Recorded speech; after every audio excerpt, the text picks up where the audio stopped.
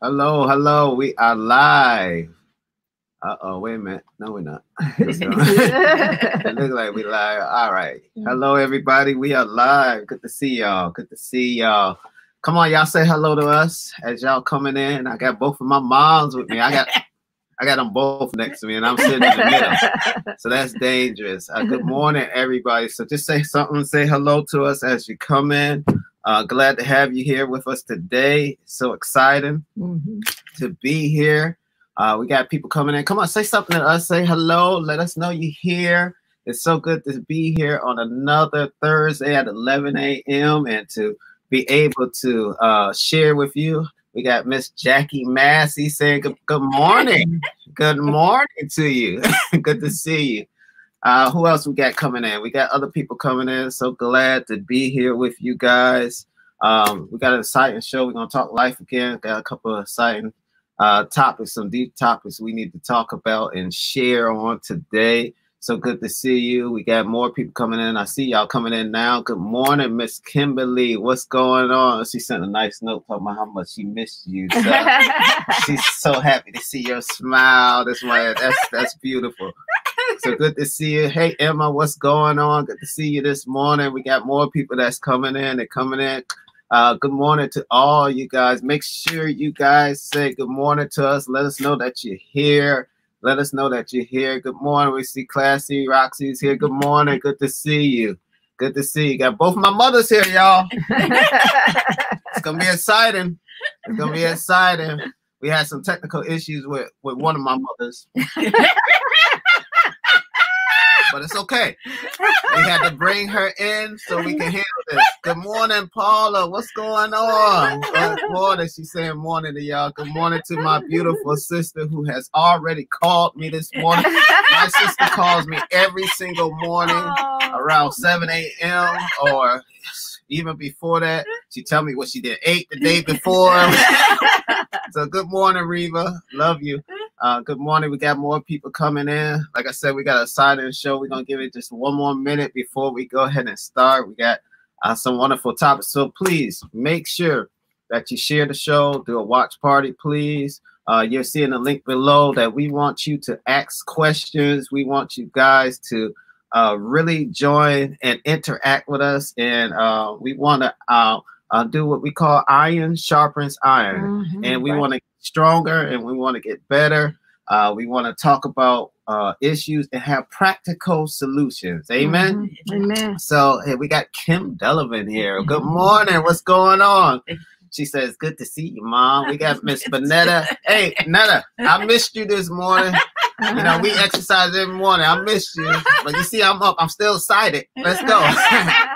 Reva saying she love you. But we're going to go ahead and get started. On last week, we was talking about just life in terms of even relationships and dealing with one another. And one person asked the question. I think we can start our conversation off with giving 3 good nuggets about marriage and how to kind of keep the relationship. But one thing I do want to say as we getting started is I was having a conversation with somebody the other day, and it's a wonderful thing to be able to get these nuggets from people who have gone through things and have experienced things. We living in a generation now where there's not as many older people to talk to. My mother's phone is going off while we're on live. But anyways, there's not a lot of older people out there who are like the older saints, where you know you go in the back of the church and they'll sit you down and say, you know, you ain't doing that right. Or you go, I remember going to my friend's house. It doesn't matter if I left here, went to one of my friend's house, their mother or their father was always imparting something in us. So it's so happy to, I'm so happy to be able to communicate with both of my mothers on today about these topics. So let's go ahead, let's get started. So these 3 nuggets about relationship and marriage, what you got for us, Mom?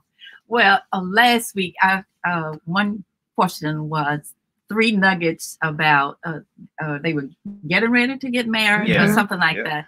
And I told them that two things was your sex, money, but I forgot to say communication. And you have to have all 3 of those. Those are the 3 things that will cause a person to get a divorce. If you can't do those things together. And you have to learn how to do that. And then some ladies are a little hesitant, not hesitant, but they thinking about what I said when I said that I never refused my husband's sex. And I haven't.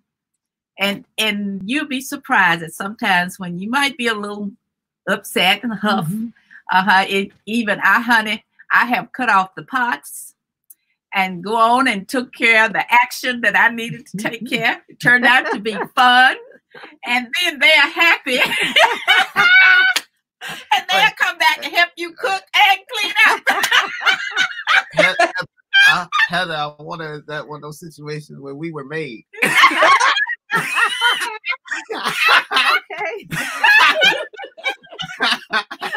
Let's get it on. Oh God. No, I think that's good to really talk about, because communication and really when you're going through things and you're upset with each other and having what we call unconditional love. That's right. Unconditional respect for each other in terms of what the marriage is about. And so you know, when we're talking about denying your mate and all that kind of stuff, I'm not married, so I don't have to worry about that. But y'all who married, you know, you don't want to deny. You guys didn't say, Dr. Roberts, about that? Yes. We don't want to actually get angry and deny your husband of sexual intimacy relationship when you just angry and you frustrated. So then you make him suffer. And that's what makes a lot of really infidelity in marriages. Is because a lot of times, I don't want to pick on you women, but a lot of times we just want to just make them suffer for a little bit. So we have to make sure that that's very important in a marriage. And so that's what I have to say. You keep that in the forefront of your minds. Anytime you get frustrated, anytime that things don't go your way, you forget about it. Let it go. Yeah, that's good. Heather, you got anything on that one? I wholeheartedly agree with my mom's, but it's real. It's you know, sometimes it gets a little tough, but it's true. It's true, you know, and I think about it, it's like, okay, just as you don't forgive somebody, you block your blessing. Are you blocking your blessing by neglecting your spouse? That's right. Amen. Yeah. No, that's good. That's good. And that's good to talk about. You know, I was sitting here thinking when you were talking about it, and I believe men and women need different things, even in relationships. When it comes to you know, men are a lot of times sex driven, while women are a little more emotional driven in terms of those things. And when you really, I would believe, and y'all tell me if I'm wrong, when you're denying your mate of these things, you're denying them of what they need in order to help enhance the relationship. And then another thing too, even when you have to also share with your mate what you like and what you don't like. What you want from each other, you know. You know, most of the time, women like a hugging and a kissing and all of that. It takes more to build them up, where it doesn't take long to build a man up. What you trying to say? What's that supposed to mean? It's true. Listen, they all ready to go. And you got to warm up too. That's true. So we want to encourage you, please ask your question. We want you to get engaged. Please get involved in conversation. Mike, my brother says, suffer not. That's right. That's right, Michael.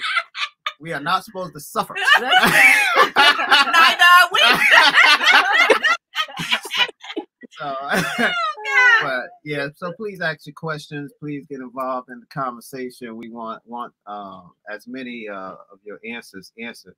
But I do want to go to such a just communication and how important is that communication? Just like you were just talking about, you know, you ought to tell your mate what you like and what you don't like, and how do you communicate that? Like, how do you develop that clear line of communication? Well, sometimes it just automatically kind of come out because the wife wants to please her husband and the husband wants to please the wife. You want it to be really, really fun. You know what? It's excitement. It really is. It's still excitement. 45 years, still excitement. Yeah, communication is important in a relationship period. That's why it's very important that you have counseling. Prior to marriage, because if you know communicating is you want to know what kind of family environment he come from, how was his childhood. All that has to do with also intimacy. You need to know whether he was in a stable environment or whether he was not in a stable environment. Need to know how does he stand mentally.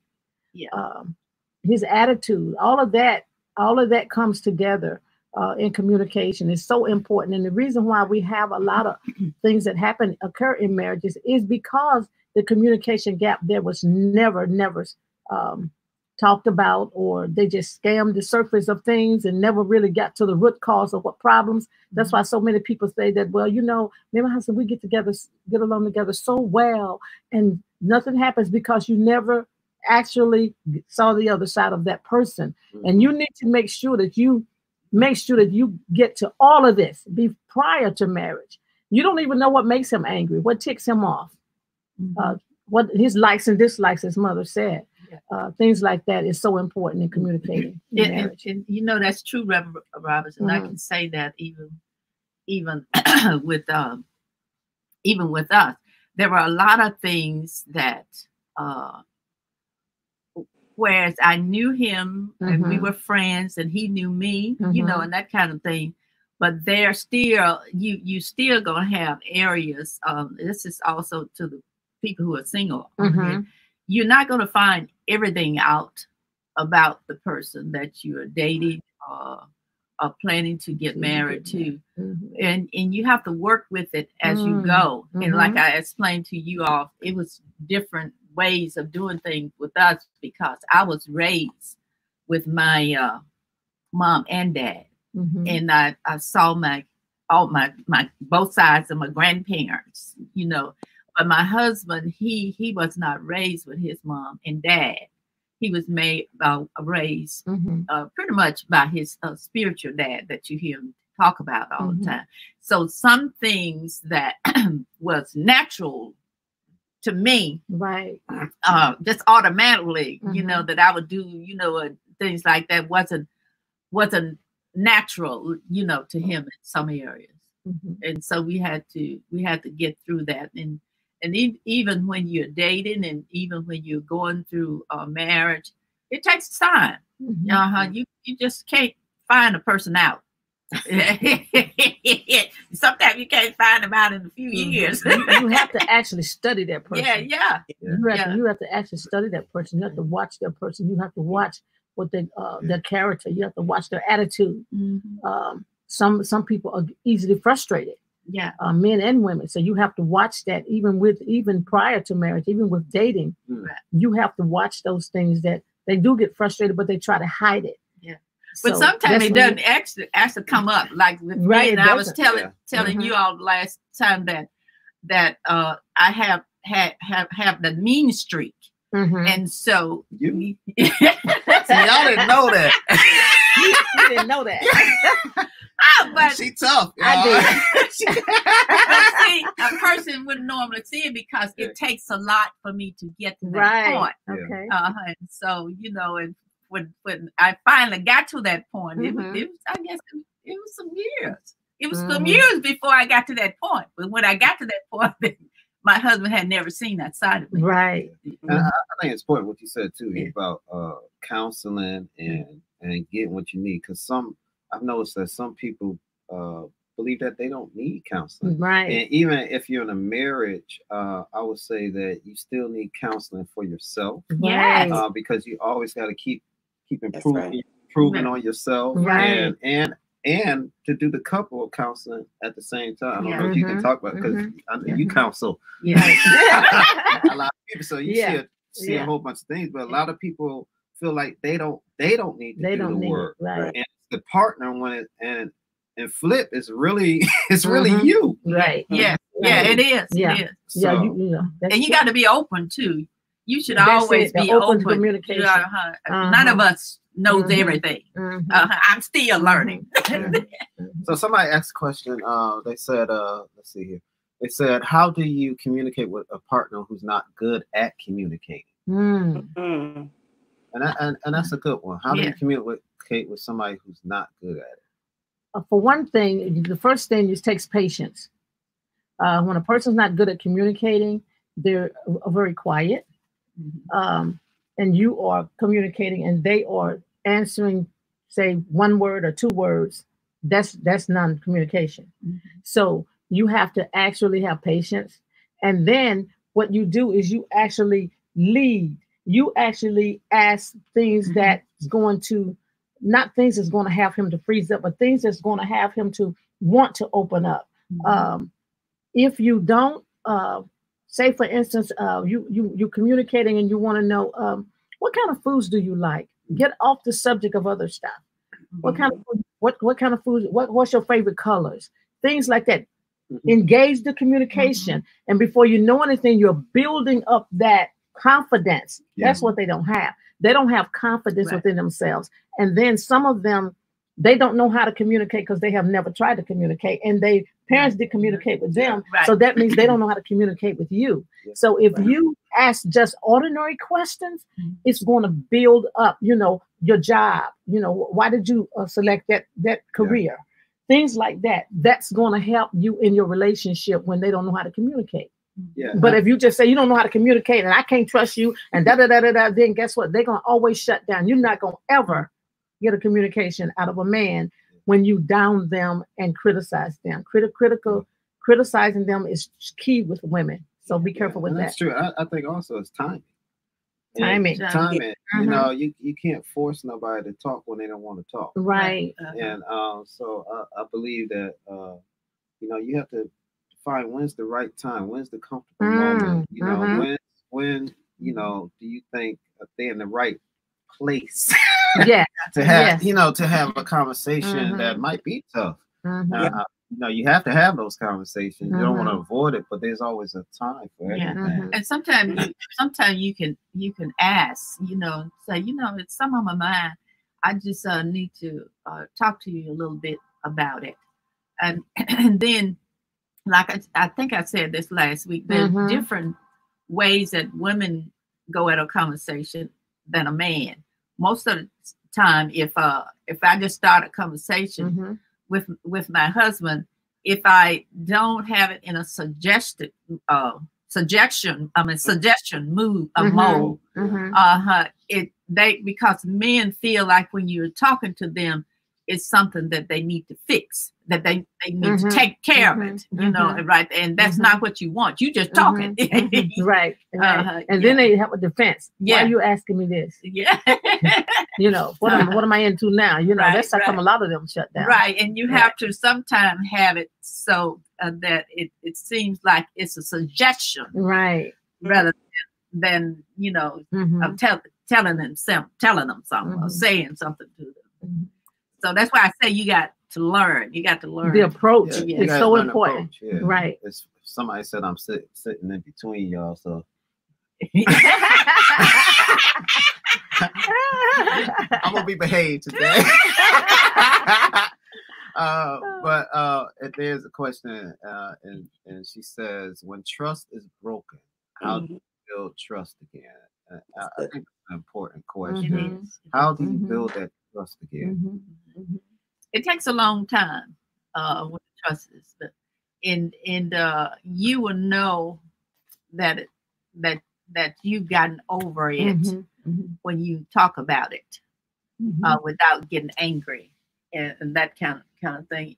And you always have suspicion, you know, that kind of, it depends on what area it is, and then if you don't feel secure where you are as a person, that has a lot to do with it too. But if you're secure as who you are and whatever it is, I don't know whatever this might be that you're going through, to make that trust come back, you have to find out that I'm this person. I don't have to deal with this. I'm not insecure. And, you know, stuff like that. You just start going down the line where you are to make sure you're in the right place, whereas you can be able to trust. Right. Because sometimes when you're insecure, you just start accusing people of things, and that could even be on your job with your boss or anybody else. You start accusing people of things that is not true. Right, right.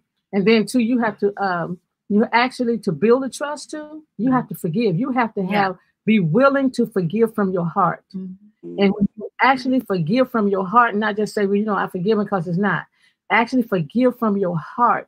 And you have to be willing to say, you know what, regardless of what it takes, I'm going to work on this marriage. We're going to work on this. Because if you're not willing to work on it, you're not going to ever trust him or her.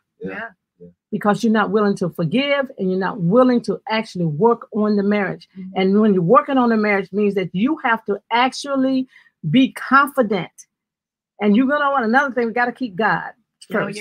Because you got to trust that God's going to heal your hurts too. You got to ask God to heal your hurt and heal that pain, because you can't do it alone. But God can do it. Okay.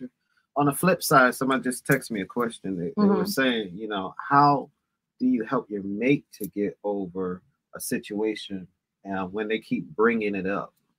They keep bringing it up, and you know, they're kind of dealing with what happened in the past, but you gotten over it, but they haven't gotten over it. How do you deal with that? I think sometimes when that happens, and I don't know everything, when that happens, a lot of times, even all the stuff that we are talking about, sometimes it has to do with something in your childhood that is really, you didn't get straight, you didn't get counseling for, or you haven't gotten over what happened to you as a child. And so you bring all this with you over to the relationship where you are now, and it's still bugging you. So you are in a place where you assume.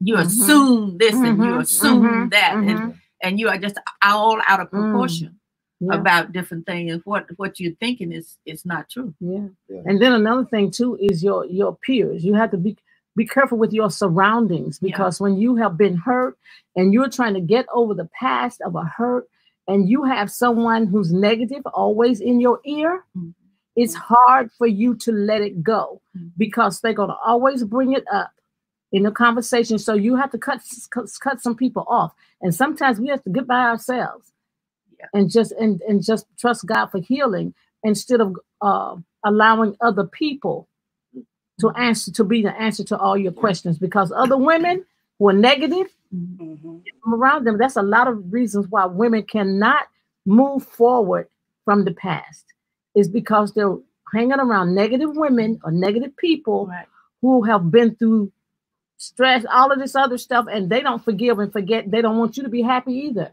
So they're going to pull you down with them. So a lot of times that's the problem why some women can't really get past. They go so far, and then they'll talk to their friend, and then before you know anything, they're back to square one. So and something I had some on the tip of my tongue and a lot of times when you know that if you're talking to a person, it could be your mate, your mother, your father, and anybody who's always talking negative about people. It could be on the television. That's right. anywhere. I mean, wherever they are, they're not going to have a total positive words to say. They're always going to key in on negative. And I don't know, when a person like that with me, that they, every time I talk to them, they talk negative, I just don't say nothing. No.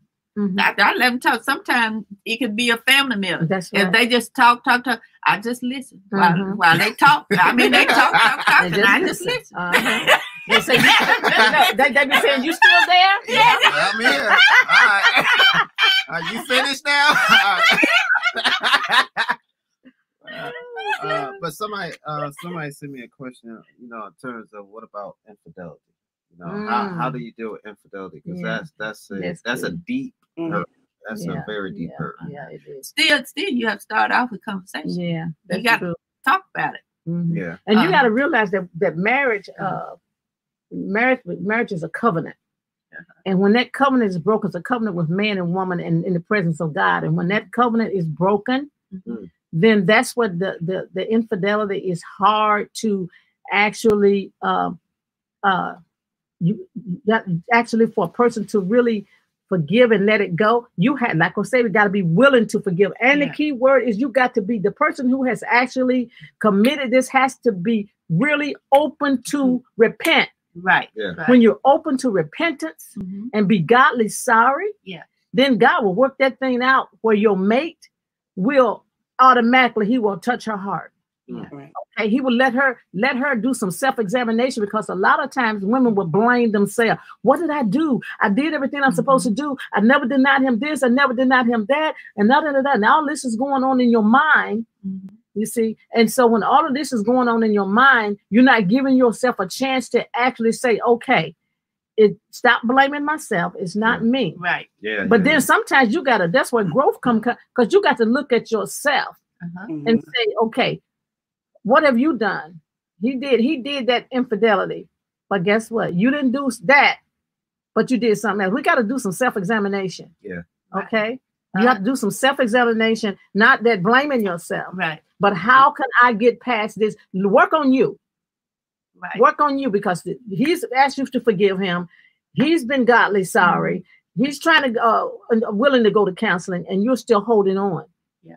So what you got to do is examine yourself, and you got to know your shortcomings, repent to God for what you've done, and ask God to fix it. That's the only way you can deal with infidelity. Now, the world's way, is fighting. You would be up there on Mountain Road. It's gonna be the gonna be on everybody, right? But God's way is like, okay, he said, who I put together, let no man separate. Yeah. So if you can think about that one, and you can build that trust. Now, building that trust, it's the same thing. It takes open communication. Yes. And also, guess what? Mother talked about the sex part. You have to find a way to rekindle the fire. Right. And what I mean by rekindling the fire is what it took you to get him or her, and what it's going to take you to keep them. Yeah. Yeah. You got to get back, and sometimes we get married and we want rollers in our hair and jeans on when you might as well say jeans when you go to bed. You got on sweatpants and all that stuff. And every time got the whole onesie on. Yeah, you got everything going on. What the hood? Yeah. So that's not giving a person an excuse to do things.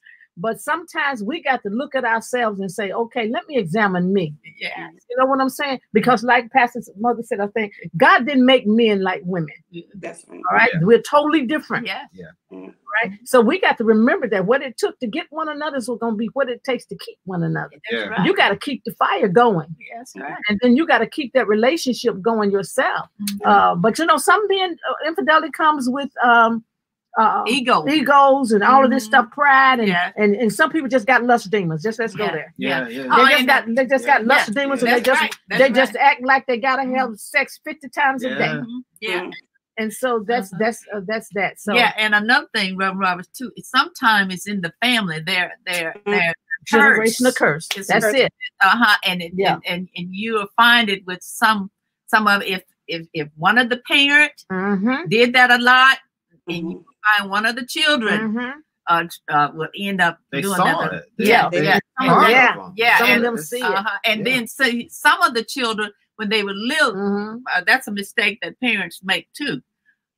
Where when they are little and they take the kids, I don't care if it's to the park or whatever, kids are always watching you. They're watching. They're watching everything. I remember one time I was driving from the store and Leroy and Reba was in the car with me. And a guy pulled up beside of me and he was hugging, but I never would look over. Leroy said, "Mama, you know him?" I'm about to fight. I'm ready. Said, no. I said, no, I don't know.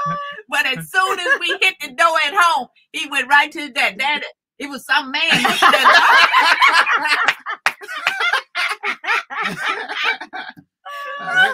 We don't play that.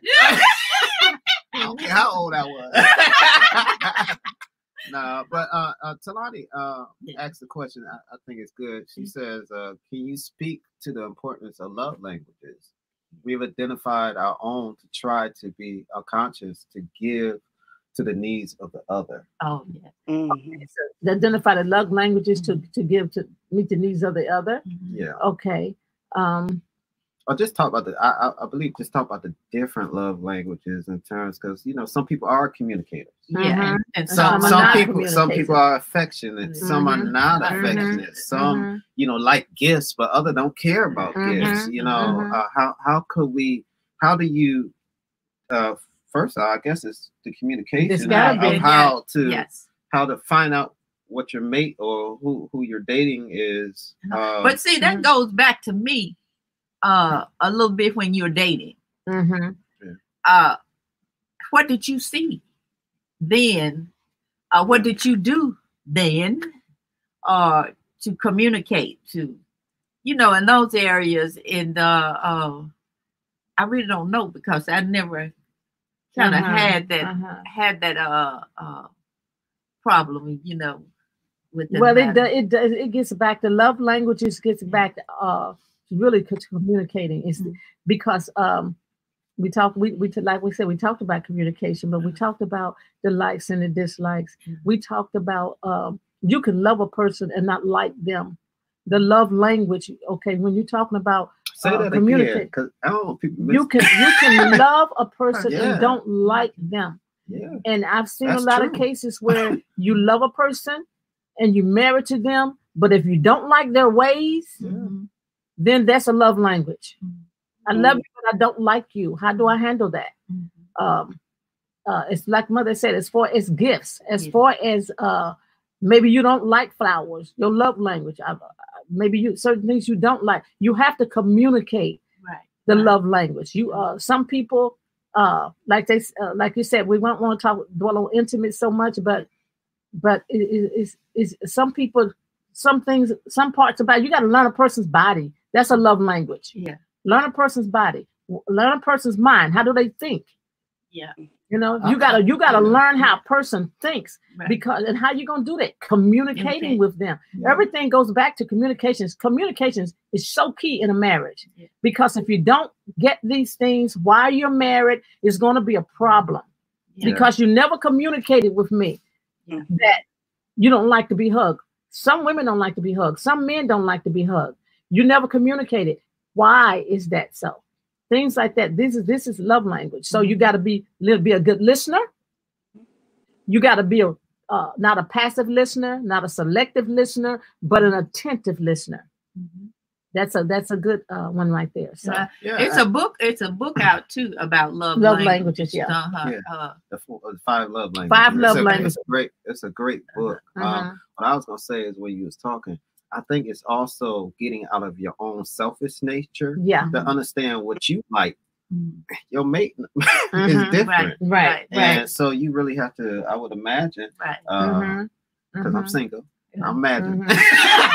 So that I imagine you have to get out of yourself and really make an intentional effort to really find out what those love languages are and put effort into making sure it happens. make sure. What you got to say, Heather? You've been mighty quiet over there. Hey, I'm gleaning, but everything, and I was just gonna ask that is, my Roberts, how do you, when you know that your mate doesn't, they may not be that affectionate, but that's something that you need. Wow. Yeah. And how do you make sure that you're secure in remaining faithful and not go to the infidelity, because that's what you need and that's what you're not getting. So how can you reassure yourself? Be reassured. Being reassured. It could be the male or the female. In both of these, when it comes to the affectionate piece of hugging, and some people don't like to kiss, and some people don't like the cuddle, like cuddling. That still comes with. You got to ask the question why. You got to first of all build trust for him to tell you. Let me tell you something. My husband, I have to go back to Freeman now. My husband, I was the type of person that way. You can hug me, but it's just certain things that I would like to shine from. My husband communicated with me. The only way you're gonna find out is you're gonna have to ask questions. But you have to ask questions in the right way. Let me know what bothers you. If this bothers you, then I would know how to handle that. But it's all come in how you talk to people, how you relate to one another in that area. If you never relate to one another in that area, then you don't know. So to be secure in it is you have to actually ask questions. And when you ask questions, you ask them in a certain way, in a loving way, and then they'll let you know. Now, sometimes they won't let you know everything, but the Holy Spirit will let you know the rest.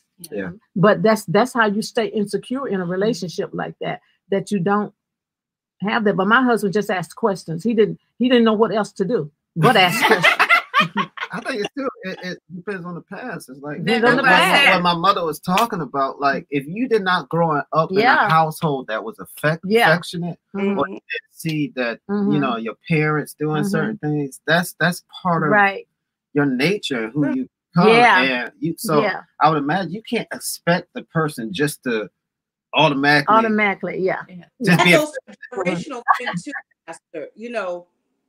Growing up, you may not have seen your parents embrace, but taking on that nature as you're older now, letting your children see, because that was something as a culture, depending on the person's age, as a culture, you didn't see your parents being intimate, of just getting a hug. So that's something you have to recognize and may say, you know what, I want to do this for my marriage. I want to do this for my relationship. Because I didn't. And mom talked about that last week when she said that, even in your parents' relationship, you saw the good stuff. You take that stuff with you, and the stuff you didn't see, or the bad stuff, you kind of push it aside and you make those changes to make it better. So it still goes back to a self-evaluation.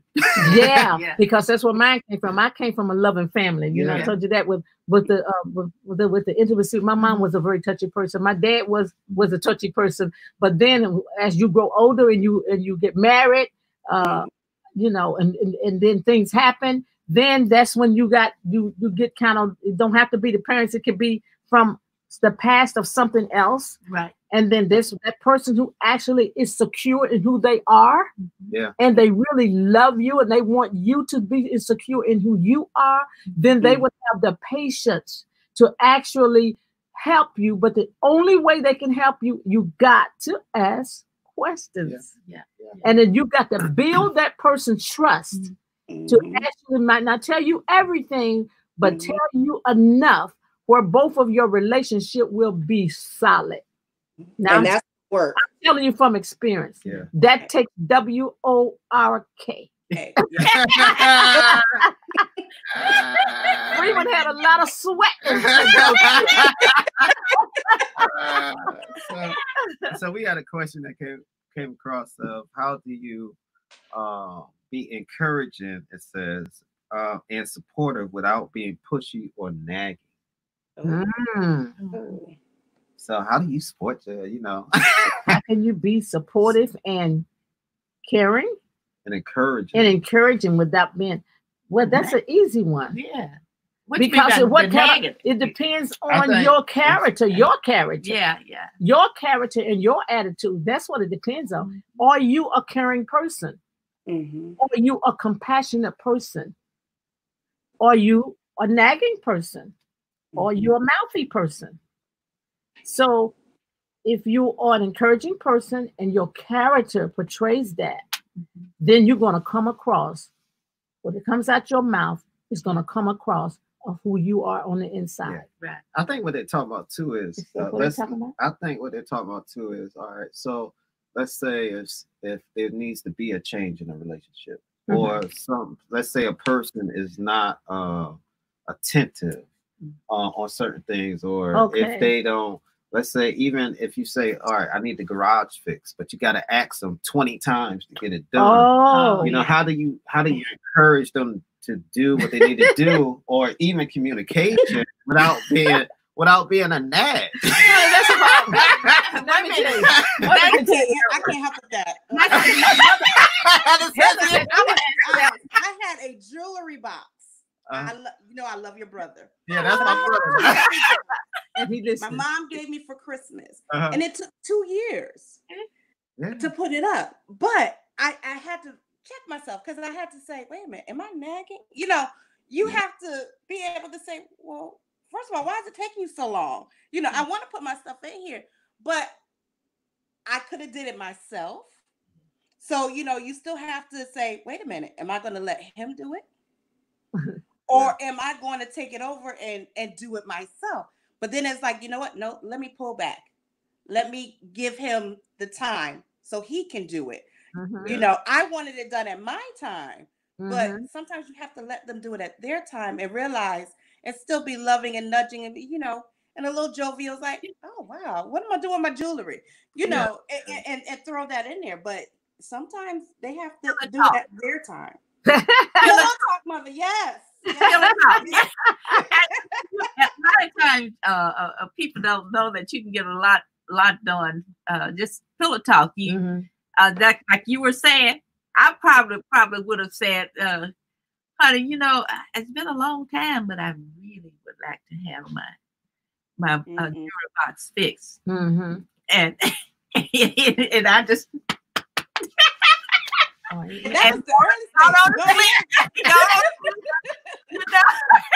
But pillow talk, there are a whole lot of things that you can talk about, and you just say a few words and you leave it, but it's her. That's gonna please her for what she wants. She wants this fixed.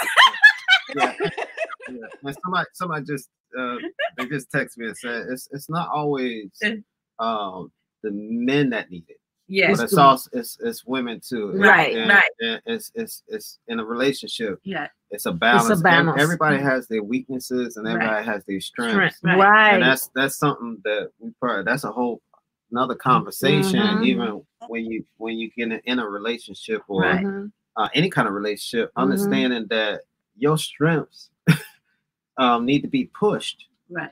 And sometimes I might have to back up. And flip side, and it doesn't mean that you're a weaker vessel. Right. It doesn't mean that you're not as smart or as important. It's just understanding the strengths and weaknesses of any relationship. So I think that's key. That's good. That's good. That's very important, because I had to I had to learn that myself because of me working with my mom and dad, and on the trucks and all that kind of stuff. So by nature, I know how to almost fix anything. And so I had to really back up and allow my husband to do a lot of things that he wanted to. Sometimes he would say, "Oh, let me get a screwdriver and fix that," and I'm saying to myself, "Now I know I'm gonna have to fix it." But I had to really, and sometimes I still have to back up. Because I'm so used to, I can just go do it just like that, and I can just get it done right now. She's not lying. Yeah, and that comes with procrastination.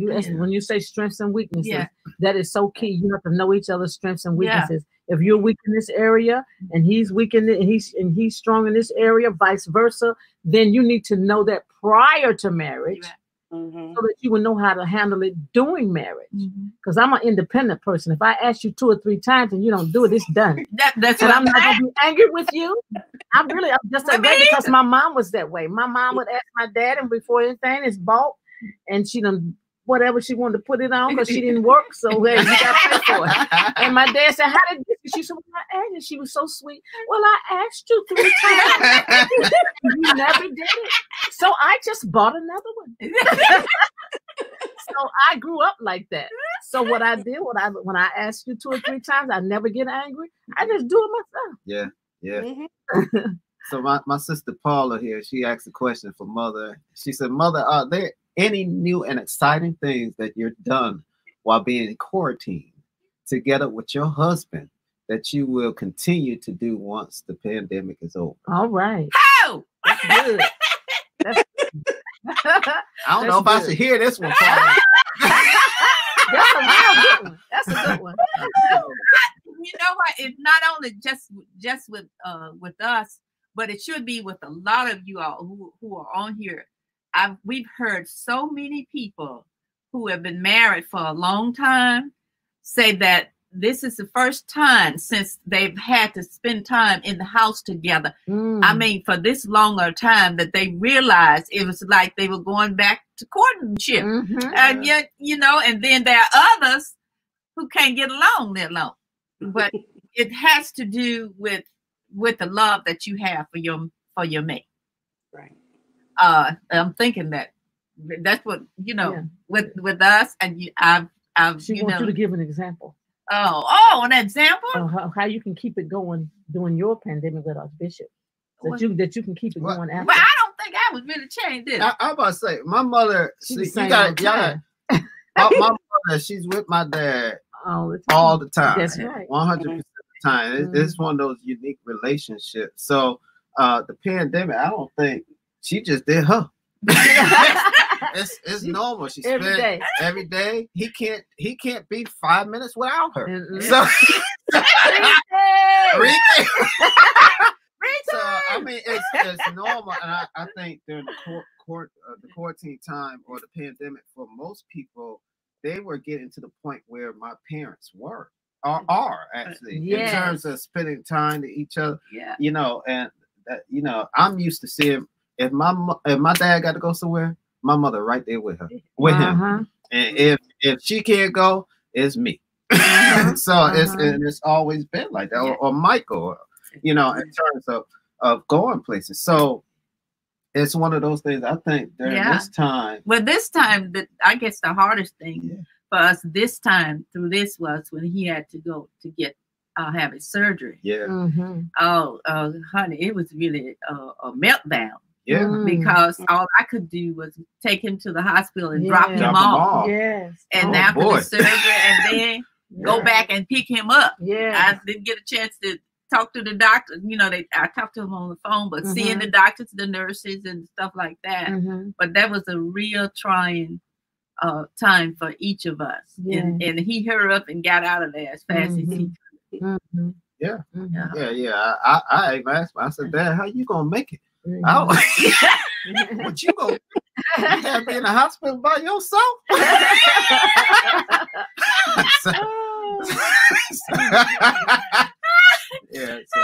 grabbed a hold to him. I was crying, and I know he wanted to cry, but by the time I got in the car, I was boohooing all the way home. I said, "Oh Lord, is he gonna make it? He gonna remember to do this? Remember to do this?" So I think one of those things with my mom is what about you, Heather? Have y'all done anything new? Well, thank goodness to my mother. My mother said it took a virus. We have been cooking more together. So that's something that is a blessing. It took a virus for to cook some more cooking to take place in this household. So that's a big thing. And really being more health cautious, walking, drinking water, keeping each other in check in a good way, Oh, that's good. That's good. That's good. Well, we single, so we ain't do nothing. No, we didn't do nothing. Oh, try to find different ways of cooking. Look, Heather, I watched a whole lot of movies. We watch more TV together, more movies on the TV together. You've done some TikToks, Pastor Leroy. You know, you've come out your shell. So yeah. A lot with the kids and all that kind of stuff, and you know, really hear from God. So, but in terms of there was a question that, you know, everyone does not grow at the same pace, right? And so, how do you pretty much not leave your mate behind, but still progress without, you know, any issues? You know, how do you do that? I really don't. I tell you, one thing that you can do when you are not growing at the same pace. The first thing you need to do is you need to find a good retreat or seminar to go to. That's what I tell most of my clients, because you can do things at home your own way, but when you're around other people, you're actually learning. You're learning as well as he's learning. Both of you learning together. So get a good retreat, get a good seminar, or another thing that you can do is there's a lot of things online, and I've noticed that some men are really they'd rather listen to the people online, like, oh wow, I'm getting a lot from this. I find some couples actually have go to counseling online. Wow. They look at the person online and they're doing the work. Really? And they're actually, and they're actually, since we've been in the pandemic, I have couples online who are actually going online, and they're getting doing their homework and things like that, and they're coming back reporting. So that is so key when it comes to growth.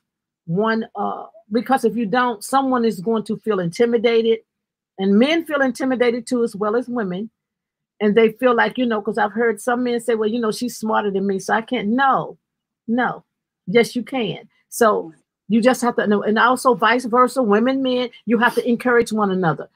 Encourage one another. Have patience with one another. Love on one another. Oh, baby, I'm so proud of you. Even though it was something like, oh, my goodness, what in the... But, you know, I'm so proud of you. Yeah. That's what you do. Yeah. And that's how they grow. That's how you learn to grow together. Now, another part of that I'm thinking I might hear is, are they growing spiritually? Yeah. More? Well, yeah, that's good to talk about, because most of the classes are spiritual because they're Christian classes. Yeah. And so if they're going to the Christian classes, they're going to learn the scriptures. They're going to learn what scripture means this. Yeah. How does this relate to your life? And so they're learning that as they're... But it also has to be, I think it has to be willing. Some guys you ain't willing, that's it. Close the book. A lot of things they won't do if they think that it's hitting at them. It's gonna be an attack. Yeah, that's gonna be an attack. Hitting at them. And it's not that way. And my suggestion is you really have to talk to God, and God hears our prayers, and He will answer them. It doesn't seem like it comes right away, but it does. It does come.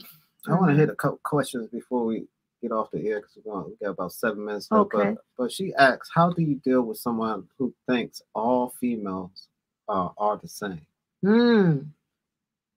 All females are the same? Yeah. So if they had I'm assuming if they had an issue with one female, even a couple of females, that they all behave the same, act the same. It may be that's the type women that he's attracted to. Yeah. I really don't know. Is this a man or woman asking? It's a woman who asked the question. Does the man believe that all women are all the same? Yeah. Go ahead, Heather. Answer that. That's they haven't experienced anyone different. So the key is, if they think everybody is the same, you have to show them a different side. And it's what they've dealt with. So if that person has only dealt with females that, you know, they may think, oh, she only wants one thing. Yeah. Well, you be the difference. Yeah. And live in that difference. Mm-hmm. Yeah. Be that example to say, you know what, this is my standard, this is how I live, and set that tone of how you live compared to whoever you dealt with, because I'm not them. That was them. Yeah. You know, and I remember when you were talking, when I was working for the government, you know, so many people around. I learned so much from married women, single women, married men, single men, and just the whole thing. That if you watch people, you will really learn a lot about that. And like you just said, you have to carry yourself in a position, whereas people going to look at you different than they do the other employee. And that's one of the things that I really did make sure when I was working there. I don't care how many colonels or majors or whoever, come to supervisors, whoever. But when it ended up, once again, myself and two other ladies were kind of the favorite out of thousands and thousands and thousands of people. Whereas we would get things done. We came to work. We didn't goof off, and we didn't cause problems, you know, about different things. But when it ended up, we ended up in a lot of top positions. I mean, they were just, you know, given to us and stuff like that. So when you're in a place like that and you have a lot of people, especially a lot of women, I saw all this stuff that we are talking here today. I could write a movie about it. Even down to the part where a couple of them almost got killed there. Yeah. But some of the same stuff we're talking about, infidelity and all that kind of stuff. But you have to make, like you say, you got to make yourself different, and they see you different. And when you and the other thing is that I was a church girl, and the other girls were church girls, and so they saw that in us. And this is another thing: people have to see you as a different person. That's right. Yeah, that's right. And this is point what Miss Davis says, right? It says certain behaviors will often get the same response, or close to the same. And I think that's true. And even what you said about when you can sometimes attract, you attract the same people, same kind of behaviors, because really it's the environment you put yourself in. It's the conversations you're having. It's how you're approaching certain things. So it's to accept. And it's what you accept. And then too, you may think that's all you can get. So that means you might have low self-esteem about yourself. That you know that I'm handsome. You know, I'm good looking. You know, and you have to pump yourself up. But I want to go to this question. I got two more questions, and we're gonna probably end this. This person says she wanted advice from mother about single women. What should they do to prepare? What should single women be doing to prepare for marriage? Wow. I'm trying to think back of it's a lot. You know, you have, like I said, you have to think about yourself, how you want them to see you as a person. And there are certain things that don't care what other people do, that you're going to say about yourself, I don't have to do that. And that was one thing, single, by me being single. And that was one thing. Certain, you know, places that they went, I made up my mind that I wasn't going to do it. And it can be lonely at times, and you'll be wondering sometime, well, especially when you start seeing people around you getting married and you know, finding a boyfriend and stuff like that. But and it could be that I was very protective in some women are very protected. So you have that. And then too, when you're saying, I saw a lot. I saw family members get pregnant out of wedlock. Yeah. I saw some of them fussing and fighting, you know, with boyfriends and girlfriends and, you know, stuff. And so I made up in my mind that wasn't going to be me. Yeah. And so you I guess you start out with what kind of standards you want for yourself. I was gonna say what you mentioned about even being lonely. Sometimes you need those lonely moments where you can't do nothing but depend on God and evaluate yourself. Yeah. And that happens. So often is you get pulled from this one, that one. You need to be by yourself. Yeah. You know, educating yourself on what kind of marriage do you want. Yeah. You know, read the books. That's it. Listen to the tapes, the CDs, the messages, to platforms like this to build yourself up. So when it comes time for you to be married, right, or be in a long-lasting relationship, you've prepared yourself. That's it. Yeah. Most people don't take the time to prepare themselves. They jump from one relationship to the next, to the next, to the next, and so I think that's good. What you said, even about being lonely. I don't. Yeah, it's a lonely walk, and then you have to know how to keep yourself. Yeah, you know, keep yourself. It means that you have to build a relationship with God. Yes. Also, how do you do to prepare for marriages? Like Pastor says, you have to actually get some goals. What are you looking for in this mate? Write it down. Write everything down. Everything that you're looking for, God says, God know who it is. And don't accept nothing less. And don't accept. That's right. Don't compromise. The key is don't compromise. That's it. Don't accept anything less. Right. And one other thing that I would like to say, don't ever look for a man to make you happy. Don't ever try to get a man who you think is going to make you happy with having prosperity and stuff like that, because you're looking for the wrong thing. And you have to look at yourself of what you can do by yourself without a person. So when you get married, you can add to that. That's it. To whatever they have and whatever you have. That's right. But as far as you are looking for a man because they are doing well or people know them and stuff like that, you know, sometimes the grass is not as green as it looks. That's true. And I just want to end with this question because it's really off of that comment you just said. The grass is not always good, but it says, what would you suggest for couples who start out equally yoked, but then grow in different directions over time? Wow. They start out equally though and grow in different directions. That means over time. Okay. That's because of the fact that person do not have. And we talk about Christians, right? And that means that they do not have a relationship with God. Number one, they don't have a prayer life. Do you pray together?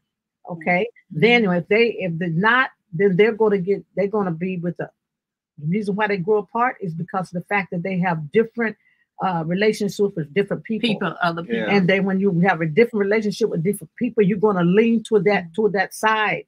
And when you find out you have actually separated yourself from God, wow, and you're actually living the world's way instead of God's way. Yeah. So the only way that you can draw that person back is through prayer, because the only person can do that is God. Yeah. Because once they still have a freedom of choice. God always gives us freedom of choice. And if we have a choice to choose to go that route, whether it's women or men, then you're going to go that route. I know some women who marriage was solid. Don't always have to be men. Marriage was very solid, but then they had happy hour. So, you know, the husband's working and you in happy hour. So then you begin to drift. Yeah. Okay. To the negative side of life. So that's how that happens. I have to be careful with that. And God has his way of letting you know what you have done. Yeah. Oh yeah. The Holy Spirit will really prick you. He will bother you the whole time you doing what you're not supposed to be doing. He's actually talking to you the whole time, and it's up to you to listen. Yeah. All right, y'all. That's it. We passed our hour, but love all y'all. And this is another session of Stronger and Better. And I just want to thank my beautiful moms. They got me in between. They got me serious, so I got to behave today. But thank you, Heather, for joining us also. And we're here every Thursday for another session of Stronger and Better from at 11 o'clock. So you'll see at the bottom of the screen also a YouTube channel. Trying to grow our YouTube page. You can go back and look at all the previous shows that we have had also on that YouTube channel. So please make sure that you subscribe. Trying to get to 100 subscribers quick. So please do that, and then we can grow from there. Remember to share this to let people know about what we're trying to do to create a stronger and better environment. We love y'all, appreciate y'all, and thank y'all for joining us for another session of Strong and I love all of you all. Yes. Love you. Love you.